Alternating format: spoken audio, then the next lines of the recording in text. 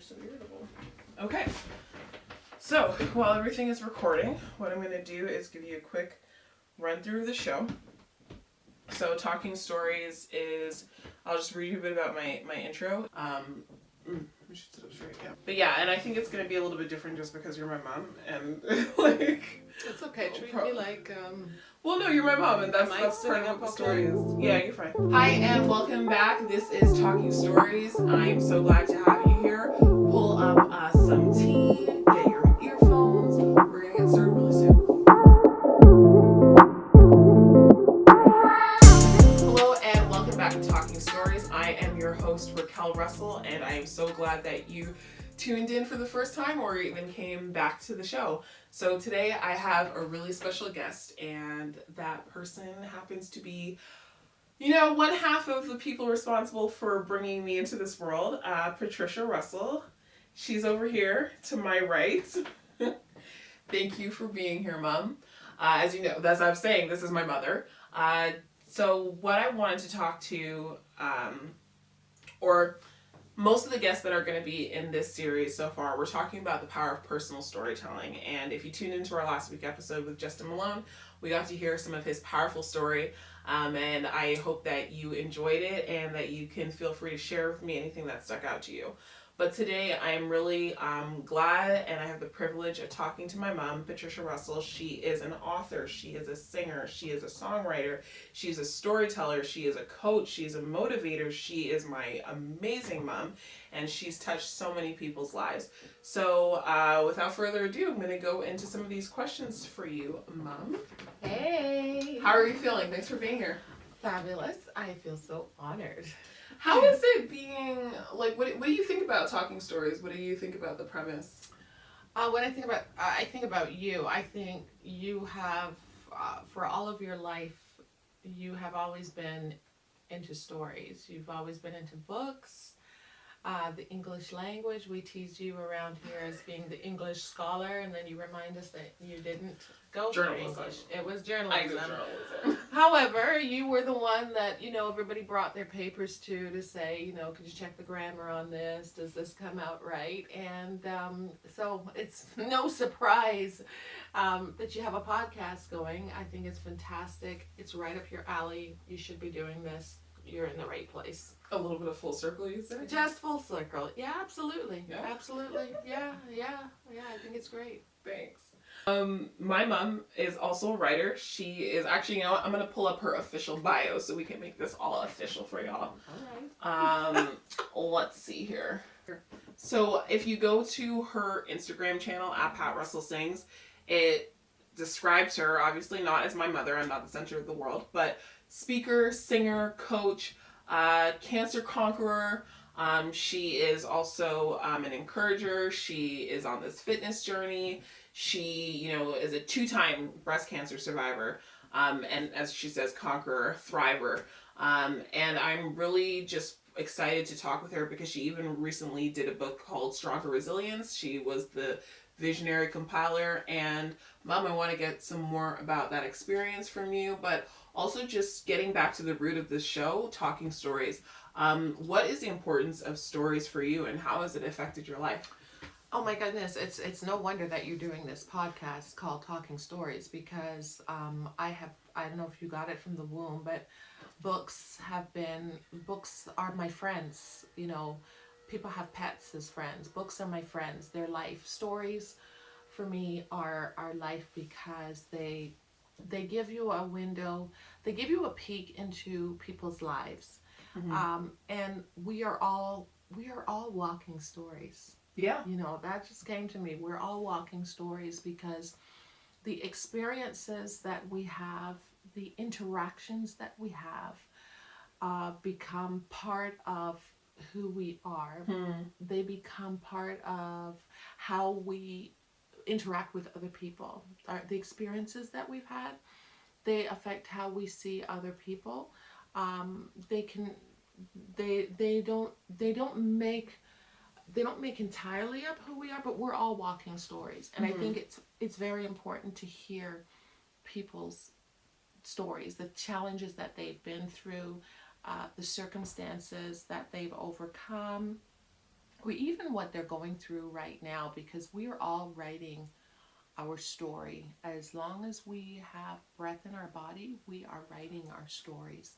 So, when you're writing a story, like with a pen and paper, or you're down at your computer, you can make changes to those stories. Like you put a period there and you're like, no, that phrase doesn't sound right. You can erase it and you can change it. Interestingly enough, in life, as we're going through things, maybe we've said something that wasn't appropriate, or we've had an attitude towards a person, not understanding what they're actually navigating through. And we are given the opportunity to dial back and reflect within ourselves and say, was that fair to make that assumption or make that comment about them? But now that I've interacted with them, now that I've heard what they're living through, I can dial back now and almost repaginate and reframe the way that I see the individual. I know that's a lot of stuff right there, but it is. And I guess I want to go more into, you talk a lot about these different ways of not judging people's story, if I'm understanding it correctly. But maybe let's roll back to yourself. Like, if you were to tell someone about your personal story, what would your story be as Patricia Russell? My story would be, I came to Canada in 1972 while Prime Minister Trudeau was. Were you trying to stop yourself from saying Justin? Yes, I was. I really was, because he's our present Prime Minister. So the present Prime Minister, his daddy, was in rule, was governing. Yeah. Is when we came to Canada, as did so many West Indians. Who came from the Caribbean, or they came from Europe, and they settled in Canada. They settled in the GTA. They settled, all over Canada, but a lot of us came to Toronto area. And so my parents and my two brothers then came over, and in 72, and we made Toronto our home. So my story is very much a GTA girl. I've pretty much been a city girl. Went to school in Scarborough, worked downtown Toronto, so I'm very at home with the city, and interacted. I had a lot of great friends, great growing up. If you have West Indian parents, one of the things we're known for is strictness. My parents were very strict. I was the only girl, so they were, even stricter. But I can honestly say those were fun years. Yeah. Those were interesting years. So, went to church, I want to say morning, noon, and night. Not exactly. It felt like that many times, but a lot of my closest, my friendships, my stories of relationships occurred during going to church as a young person, as teenage, and most all of those relationships still exist today. So my life has been made up of very much of relationships, very much of interacting with stories, and very much interacting with books, because as an only girl, and I was shy, which, a lot of people don't think I am, including you. You were shy at the time. I was very shy, and still am. Very much an introvert. I was left home a lot, but I had this love for books. Yeah. For writing, for the creative. So, I would, have my own private dance parties, throw the LP on and blast the music and dance like nobody's watching, because I couldn't really dance. I didn't go to parties and stuff, but I had my own way of dancing. So very much creative. I would dream a lot. And, even as I'm talking to you and I think back to those times, I feel like I was very creative, and that's why I think it's very important to engage children in the arts. It's really important to expose them to music, to painting, to anything that's creative. And if they have that creative side, to let them just go wild in it.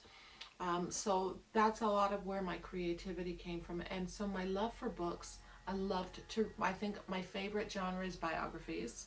Oh, okay. Yeah, my favorite genre was I didn't know that. biographies. Yeah. Love to read even historical biographies of people who are maybe famous now or well known, but you get to know about people and biographies and how they lived in that era. You get to know what a lot of the way people have become the way they are is the influence of their environment, the influence of the time that they were living in. Um, I also liked, I loved a lot of fiction, rom-coms, I like that. And mystery. Nancy Drew, the Hardy Boys. So I love mystery, those kind of things. Anything that would get you glued to a book. And that's what biographies did a lot for me. They get you glued to the book. So, and I love to hold books. So when the ebooks came out, I was like, no, I can't go back to page 55 very easily and know exactly where I highlighted. So yeah, that's a little bit about me. Yeah. Is that your whole story though? Like, No, that's not. tell my me. whole Tell me. I story. want to hear like, you talk about being a shy child, and burying yourself in your books. So, what up to this point? What would be the rest of Patricia Russell's story? After, living that life as a child, very shy and. So, Music. As much as I was shy, I was adventurous. So, books are a way of escaping. You'd read C.S. Lewis's books and you'd go into the woods with the Narnia kids and it takes you to this place where you dream of and you fantasize and you think that anything's possible because these books take you in a place where you can be creative and where you can dream. Yeah. As much as I was introverted, I did like a challenge, and so I would challenge myself. So, of course, that challenge took me not in a very good place because one day we were living in an apartment building, and my mom allowed us to go swimming in the community pool. Of course, she gave my brother strict orders to keep an eye on me. But I happened to jump in the pool, and I say happened, to drift into the deep end. Long story short, I nearly drowned. Now, normally, if you've ever had a frightening experience, you're afraid of doing it again. But I actually loved water. I loved watching swimming. I loved watching sports on TV, and one of the sports I loved watching was swimming. So I would always wonder, how did they do that? How did they stay afloat? How am I going to learn, even though I nearly drowned, how am I going to learn if I don't jump back in the water? And as much as I wanted to do it, I could hear my mother's voice saying, keep her away from water. So, if parents tell your children something often enough, you can have this fear. And I think a really big thing, because of the books I read and because, I was reading my Bible and, I read things, I can do all things through Christ who strengthens me, and that I'm more than a conqueror. I knew that I could conquer this fear, and the only way to conquer fear, how I learned, was to face it. And so by getting in the water and facing my fear of water and understanding that what happened when I drowned was I didn't know how to come up to the top. Yeah. Well, if you didn't know how to what would the first thing you'd want to teach this person? You'd want to learn, how do I come up to the top? How do I keep from drowning? And so I just challenged myself whenever I had the opportunity, when I could get mom to let me actually go in the water. And it was actually when I was pregnant with you that I actually signed up for swimming lessons. Wow. I was 6 months pregnant. Wow. And it was kind of funny because people would say, yeah, I'm sure you could float pretty well with that little caboose on you. But I took swimming lessons and I wanted to face my fear. And for the first time, I got in the deep end and I learned how to tread water.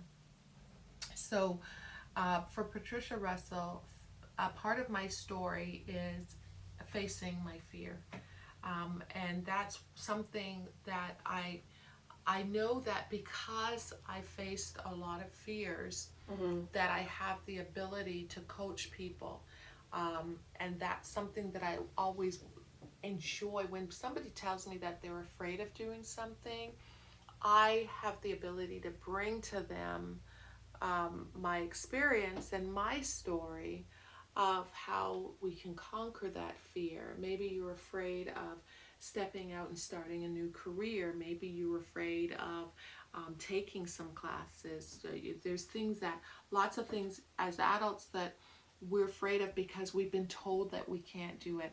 Yeah. What I bring to the table, pulling that out of you and getting you to face it with tools and hacks on how to bring you from fear to faith. Because face it, we all have fears. They're very real.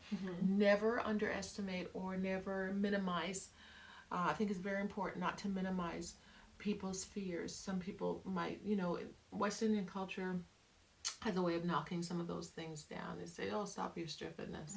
Well, it's not stupid to the person who's experiencing it. And that's why, this is such an important podcast, because you're hearing people's stories, learning how they developed them. Where did they come from? How did you come up with that narrative? And that's what coaching does. It helps you to see where you've come up with that narrative, but refashioning it so that you can move forward. That's powerful. That's powerful.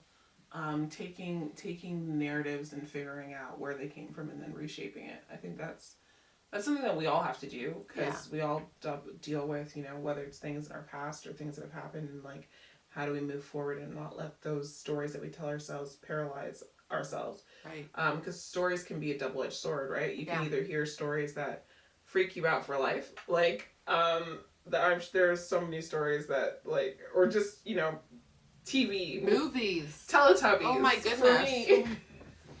Yeah, I still think they were. I don't know if I talked about. I think I might have mentioned this on a different podcast, but Teletubbies scare me half to death. Yeah. Still to this day. I want to circle back to something really quick that you said about So you decided to face your fears when you were pregnant with me, and you went in water with your unborn child, and then decided to learn how to swim? I faced it before then. I had gone in water way before then, because remember now, I was like 10, 12 when I nearly drowned. Yeah, right? yeah.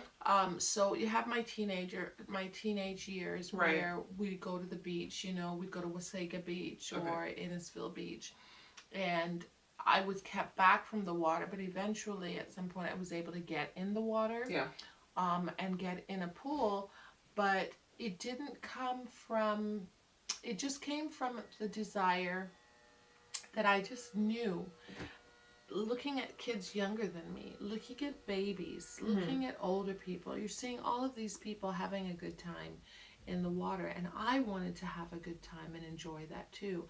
I had to talk to myself.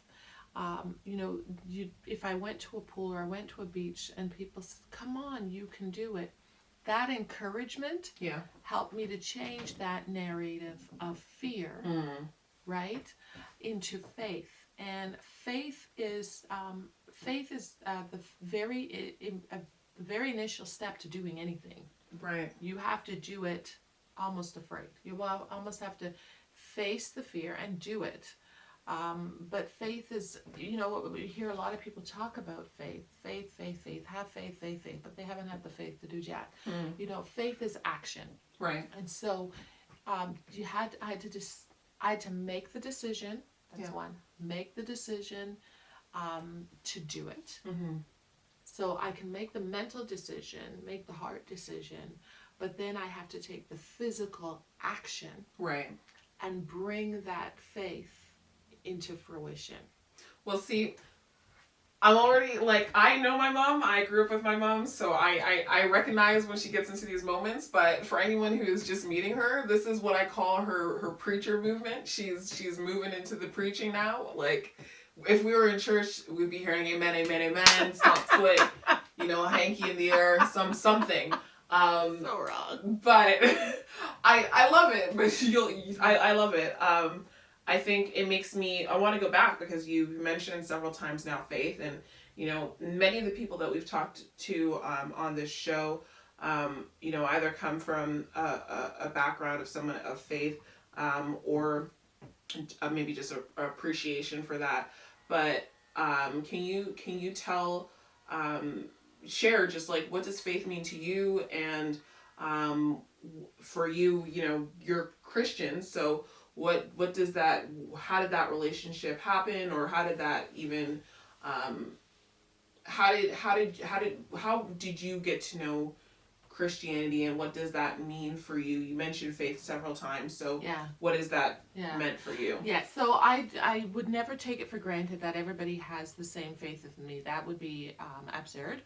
But I believe everybody has a measure of faith. Mm-hmm. Everybody has a measure of faith because most of your listeners are dreamers, are people that probably are ambitious, want to do something. So we all have a desire to do. Right. We all have a desire to become better. Mm-hmm. But none of us become better. None of us step out to reach towards our goals or towards our dreams without acting on it. And that's what faith is.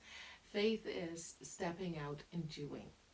Now, when you talk about my faith in God was nurtured as a child. So as a child, I learned about my Creator. Mm-hmm. I learned that He was the creator of the universe. I learned that because of the Garden of Eden, Adam and Eve went about and made some mistakes, and then as a result of them, I had heavy periods, heavy pain, lots of cramps. Because of If our anyone wants choices. a Christian theology lesson, just Wikipedia. It's very interesting. But my faith is based on the fact that I believe that God loves every single human being, and that we can have relationship with Him.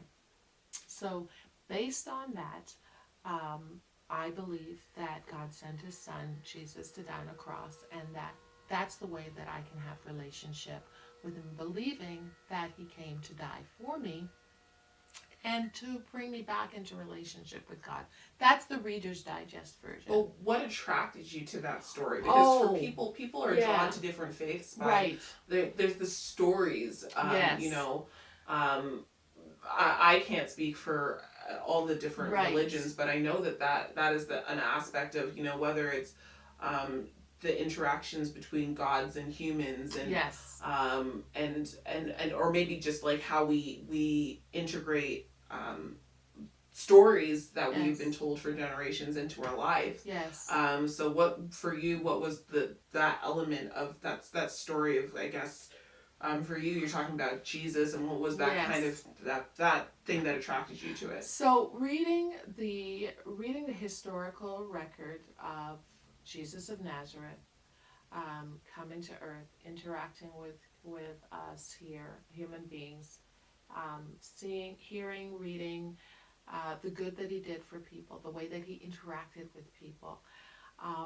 What fascinated me was that Jesus didn't preach hard to people. He didn't hit them over the head. He just shared. He just talked. He interacted. And as a storyteller. Yes, he's storyteller, exactly. He's greatest storyteller. A good chunk of the gospel books in the New Testament, you will hear stories. You will hear the historical records say He told a parable. A lot of times He communicated His message through stories.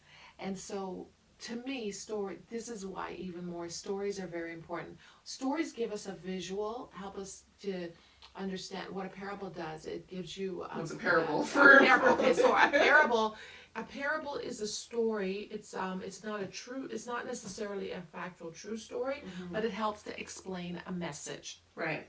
So if Jesus wanted to communicate a message about using your gifts and your talents, He introduced it by saying, this is a parable about a man who went on a far journey, and before he left, he gave these people talents. And then there's always one central truth out of the parable that He wanted to get home to His listeners. That parable for it actually is, I naturally gravitated that because that parable was a game changer for me. And that parable, Jesus told about giving this man who was the owner of property. He gave 3 different guys talents, like a bag of money, basically. Okay. Like He gave each one of them a bag of money, and He said to them, I'm going to entrust you with 1. I'm going to entrust you with 3. I'm going to entrust you with 5. I'm going away. Do what you need to do to invest it. The 2 of them invested the money, and they got back. They got back more. Okay. This one person did nothing with what he was given. Right. And why does that speak so powerfully to me? Because every single one of us, the message is, every single one of us have been given something. You may have 1 talent to do a podcast. Your girlfriend might have a talent to do 3 different things. Somebody else may have the gifting and the ability. Don't compare yourself and say, I've only got the talent to do a podcast, but she's got the talent to do a podcast. She can write, she can model, she can do all these things. That wasn't the point of the message. The point of the message was that every single one of us are given something, and we need to use it. And so Jesus, being the great storyteller, I'd read the historical record, and I would read how he interacted with people. I'm like, I want to know this person. Who wouldn't want to know this person? Who wouldn't want to have a relationship with this person? So kindness attracted you. Kindness attracted me. Intelligence, interacting with people who were different. It didn't matter whether they didn't have to come from Jerusalem. They didn't have to come from Galilee. If you notice his interactions with people, he interacted. If you asked a question, he was willing to engage with it. The people that had a problem with him was the fact that he interacted with everybody. The religious people had a problem with Jesus because he interacted with women, he interacted with biracial, he interacted with people, adulterers, he interacted with people who were thieves, he interacted with everybody.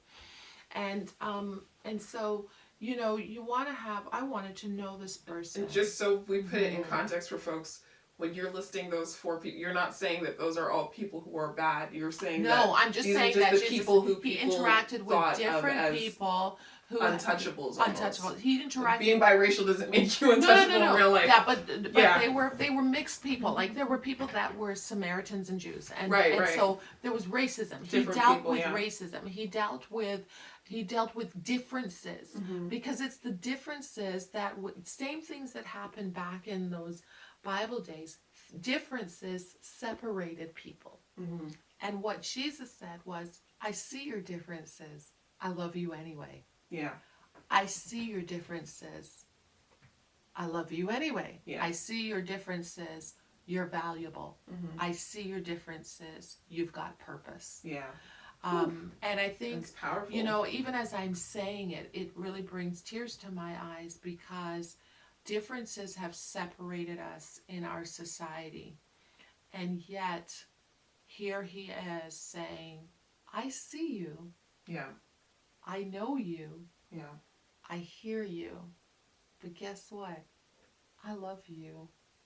And I think that's for me, like, what I find attractive about the story of Jesus and who he represents. It's like bringing people together.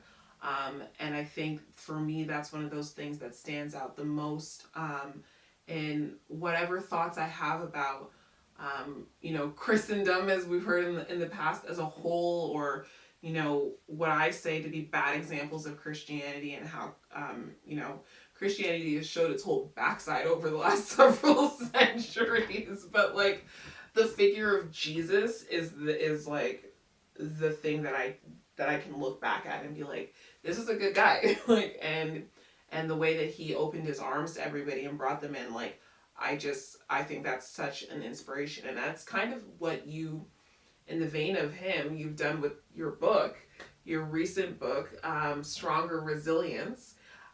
Wait, there's more to the title. Can you, what's the rest of the title? It's Stronger Resilience, and the subheading is Stories to Empower the Mind, Body, and Spirit. Stronger Resilience, Stories to Empower the Mind, Body, and Spirit.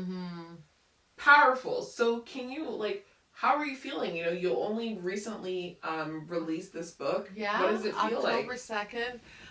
You know, it's still, believe it or not, we're in the month of November. It's been a month, but it's still very surreal to me that it's actually happened. And I'll tell you why, because whenever you start out on a project, and it looks very big. Yeah. Whatever you're doing, it looks very, very big. I mean, I could take that right down to, right back to when the doctor confirms and tells you you're pregnant. Says, you know, Mrs. Russell, you are pregnant. And you're like, what do you mean you're pregnant? You're pregnant. As you would say, I've got a whole human being. She likes to use that, there's a whole thing. Yeah, it's a whole human being that is going to be growing inside of me. Yeah. And I feel like I was pregnant with this book because, it, you know, when I started out, it seemed, how am I going to do this? How is this going to happen? Is this actually... Hi, if you're listening to this part of the segment, it is not part of your regularly programmed content. Just letting you know that if you're watching this on YouTube, this next part is going to just be all cut on my mom. I made a bit of a mistake with the camera, so you won't be able to see me when I am talking. I'm so sorry about that. We'll make sure it's fixed for next time. Thank you for understanding. Okay, sorry about that, folks. Just a quick, there was a little bit of an issue there with the battery. So just coming back into the book, Stronger Resilience, Stories that Empower the Mind, Spirit, and Soul. What was it? The mind, body, and spirit. Mind, body, and spirit. Yeah. And you were telling us a bit about the experience of having this come out, and you talked about the experience of, you know, giving birth and like pregnancy and all of that. Do you want to continue off on that vein? Right. So the idea of being pregnant with an idea, you know, I can just relating it to a pregnant, you know, we've all had dreams and goals and things. And, you know, at the beginning, you know, you have a vision board, you've put something up there and it looks so huge. It looks like how it's going to happen. Yeah. And then, you know, you get this gift on your plate that now, you know, you're pregnant. Now you've got this, the job that you've been waiting for, the opportunity to do is here, but it looks, you've dreamed about it, but now it's here and it starts unfolding. And there can be moments of fear and trepidation. That's how I felt when I started. First of all, the book is a compilation of 30 individuals. So we're starting at the bottom. Yeah, anyhow, sorry. The only line of a Drake song that I know. Anyhow, so start at the bottom and now we're here. So you start at the bottom and you know you're inviting 30 people to join you on a vision. It was a journey. But let's just say this. I learned a lot about myself, which is what you do when you embark on something. I learned a lot about myself, my strengths, my weaknesses. And I learned a lot about human beings and human nature and our makeup. And what I would say to you is, you know, we're talking about talking stories, and this book is really individuals' stories. You know, sometimes you're reading people's stories and you might want to change it. You might want to do certain things to it, but that's their story. It's from their heart, from their vision. It's not from my heart, my vision. The parts that I've written in the book will let you give you just an idea of I'm talking to the mind, the body, and the spirit. So I will be talking to those subjects and how important your mind is, and how important it is to maintain your body, and how important it is to feed your spirit. Right. Because when you feed these areas, when you build these areas, this is where our stories are coming from. This is how our mind, body, and stories. These stories of resilience. These stories of resilience. And so they're life stories, their life experience of things that people have gone through and how they have become more resilient and how they have become stronger. If you could choose one story that sticks out to you from the book, you know, whether it's your own or someone's personal story, which one would you highlight, or what immediately comes to mind? Okay, I would, without giving it away, there are several. I mean, the whole book is great, but there's a particular story that comes to mind that I don't know if I would have walked through this experience as this woman did. It's a very challenging time in her life, very real, so real that it's only about 3 years old. And anybody that's lost a loved one will be able to totally relate to it.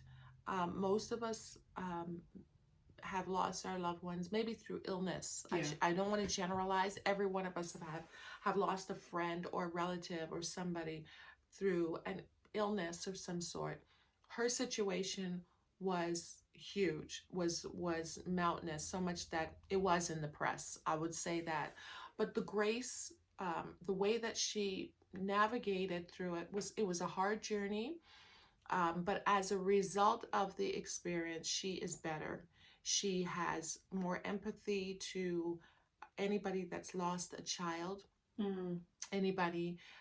Because when situations happen, sometimes we think that it only affects one aspect of our life, but it's not. There's a roller coaster. So, if you say you break your ankle, God forbid, you twist your ankle, there's such a rollover effect that now you can't play soccer or for a little while, or now you're experiencing pain that you never experienced before. You need a friend to pick you up, whereas you would have been able to go and do something. So you see there's multiple effects. So maybe you can't participate in the sports that you wanted to. And in all of these individuals, as you and I, Raquel, when we are experiencing a circumstance or a challenge, there are layers to how it affects our lives. The goal of the book, I'll tell you, the honest goal of the book is that you would be able to see yourself or be able to identify with somebody in the book, but at the end of the day, know that every single thing that happens in our lives has the ability and the potential to make us better rather than bitter. That's a beautiful perspective to have, I think. And, all of us have to come to our place with how we deal with these kind of things. And I think one of the things that, is coming up for me is I'm so proud of you in writing this book, because I know that writing, you've written a book before. There's still paper copies available for folks.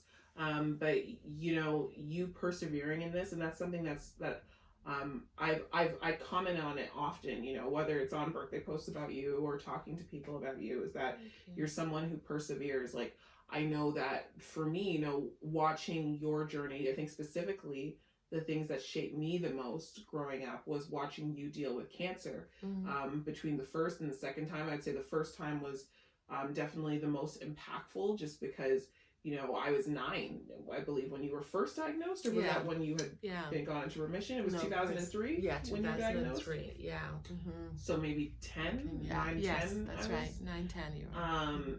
And, for me, it you deal with it as well as you can as a child. And you were dealing with, what does this look like for me? You're tired. I remember, you were losing your hair, and then, having a husband still, and, your children. And at the time you were still, I was working. You were working full time, but you were also a music pastor. Yeah, I was I was also in ministry. So I would go for, I'd go for chemo on Friday, and I would be in church playing on Sunday. Which I still like.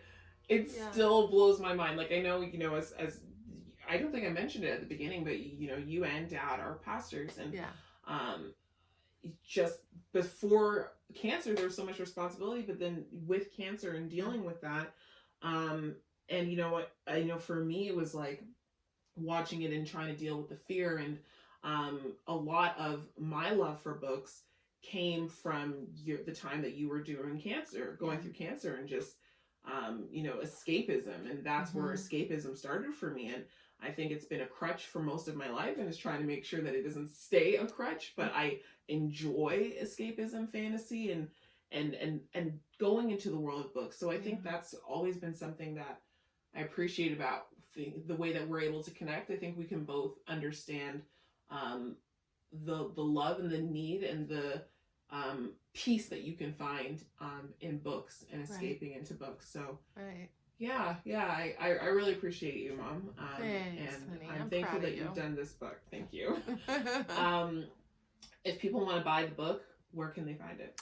2 places. Especially since you only gave us a little bit of a nugget. So people need to read the book. So Well, I had to give you a nugget because if I give you detail on everybody's story or two, you're not going to want to read it, and I want you to. How many stories are there in this book? There's 30 chapters. So there's 30 individuals, 30 individuals in this book, and you've got people who are in healthcare, you've got people who are in ministry, you've got people who are teachers, just an array, a lot of healthcare workers, you've got coaches in here, so a variety of people from different backgrounds, and most of them, they don't even know each other. I am the glue. I am the one, the connecting. I'm the glue. I'm the glue. And you know what the interesting thing about this is, Raquel, when we talk about stories, and we talk about the fact that our story, I heard Dr. Cheryl Wood say this, that your story may be your story, but it's not necessarily just for you. It's for a lot of people. Your story is not just for you. And so this is why I love the beauty of this book is that you don't have to read it all at once. You could read one today, read one tomorrow, you could read 3, you could read whatever, whenever. But there's 30 different personalities in here, and so I'll be writing again. Not too long. It'll be like a follow-up, but it will be all me. It won't be a compilation. But if I was to say something to your audience, I would say that remember that yes, your story is not just for you. It's for many, and don't give up. Be resilient. Everything that you're going through is testing the muscle of resilience. You've been put on this planet for purpose. But purpose is, as somebody said, is it's you're living it every day, right? And it's here. Purpose is here. Purpose is right here. It's not something. It's not a destination. And every single day that you live, you have the ability to live out that. And every person that you interact with, you are helping to write their story as well as yours. Ooh. Every person that you are interacting with, you have the ability to what?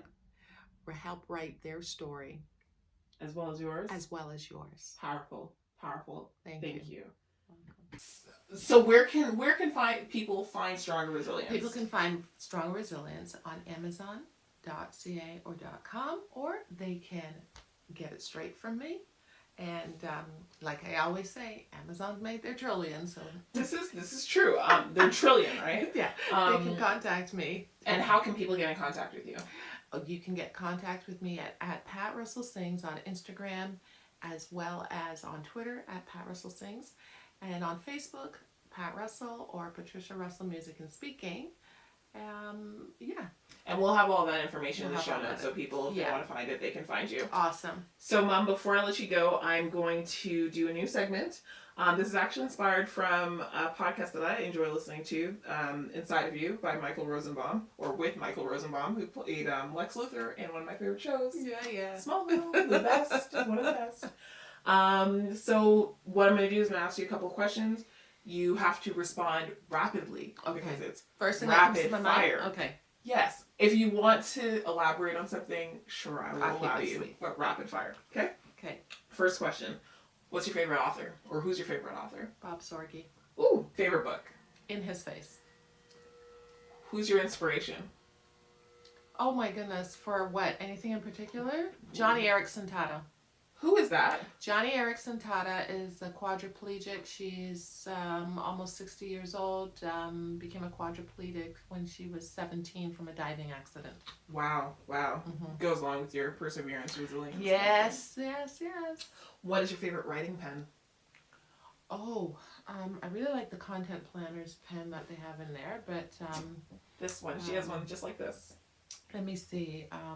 You know what? Maybe the Content Planner? I like that one, but I still always go back to a Bic. Fair. Yeah, me too. Bics are foundational. Okay, ebooks or books? Books. Laptop or notebook? For writing? Both. Both? Books or movies? Sometimes movies. Sometimes movies. If I had more time for books, Oh, that's hard. Yeah, I hear you. Movies bring the book to life on the screen. Yeah. Okay. That's great, and you did a great job. Thank you. You're my first try with rapid fire. Mom, thank you for being here. It's always lovely to talk with you. Thank you for allowing me to move back in here during this whole pandemic. And Absolutely. It's been great to spend every day, basically, seeing you and talking with you. So we've talked more than we probably ever have. Yeah. Or at least in the last 5 years since I was gone. We talk every day. This is true. Even when I wasn't living here, we talk every day. So at least twice a day. Yeah. I'm sure we'll have you back on here again. Thank you for being our 7th guest for Talking Stories. Or you're on the 7th episode, and 7 is a big deal in our family. We love the number 7. 7 is my number. Yeah, you're born August 7th. I was born on the 7th. I'm born February 7th. My anniversary is the 17th. And what else? There's another thing. Your brother was born on the 27th. Ben's the 27th. Dad is the outlier. He's born on the 28th. It's all good. Mom, thank you. You're welcome. I will talk to you after this. Thanks for having me. And eat your food. Enjoy. Thanks, Talking Stories audience. Thanks. And that's a wrap. Thank you so much for tuning into this episode with Talking Stories featuring my mother, Patricia Russell. I hope that you got some good bits out of this episode, and that it could encourage you, and that you got to learn a little bit more about Patricia Russell, my mother. If you're interested in looking into her book, Stronger Resilience, you can find the details in the show notes. If you want to keep up with our shenanigans, follow both of us on Instagram. We have an unofficial thing there called The Rack and Pat Show. So if you want to see more nonsense happen, follow us there. You can find all the links for our social channels and for Talking Stories social channels in the show notes. If there's a story you want to see me talk about and have us discuss on the show, please let me know. Want to be a guest? Let me know. I am very excited to hear from you, and I'm very excited to see where we go and the stories that we get to get into. I will see you soon. Be careful. God bless, and we'll talk later. Bye.